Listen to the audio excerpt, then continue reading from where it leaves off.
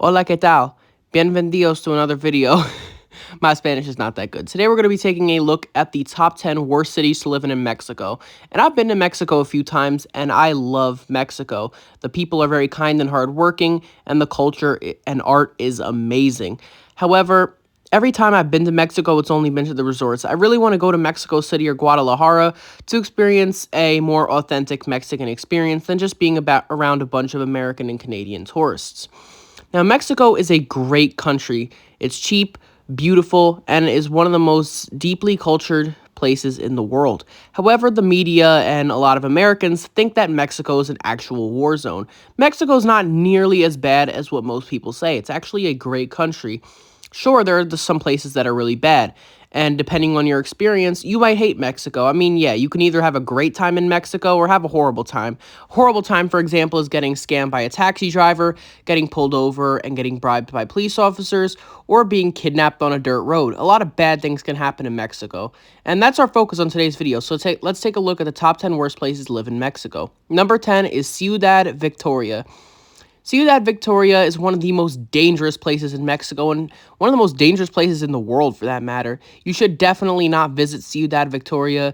Now, the thing about this city is it's just really dangerous. I mean, other than that, it's not horrible, but the crime alone makes Ciudad Victoria a horrible place to live. So don't go to Ciudad Victoria. Kidnappings, drugs, all.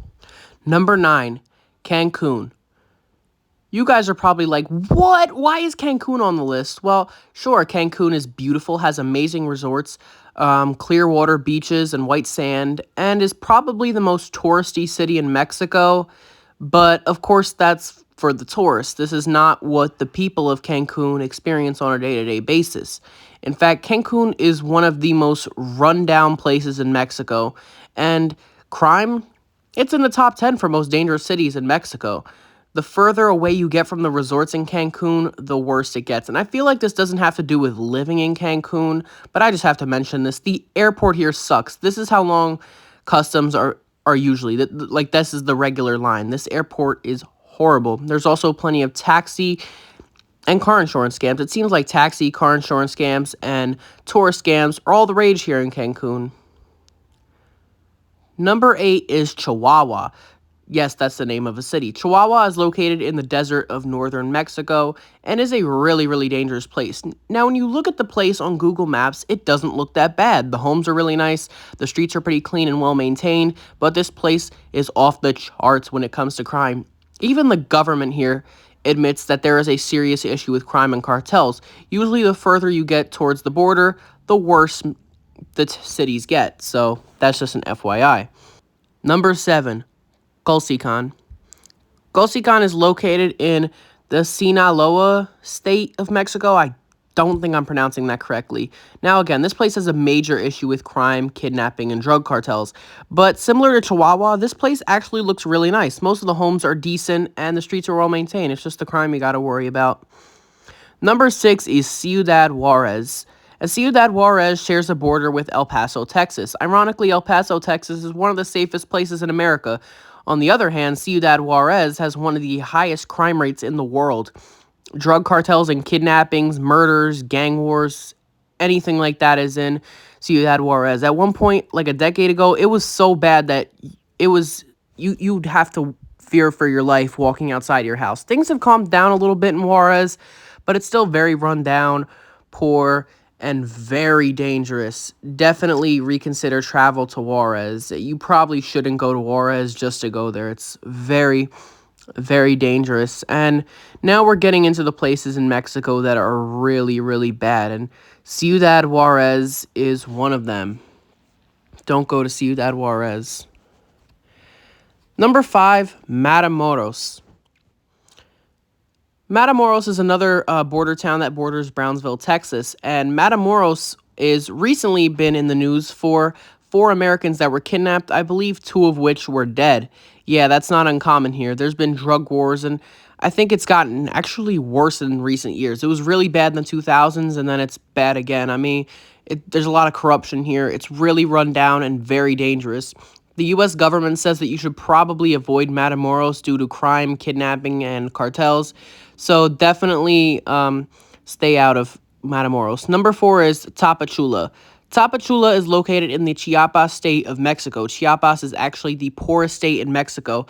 A lot of that has to do with the indigenous groups in Chiapas, but a whopping 71% of the people in Chiapas live in poverty.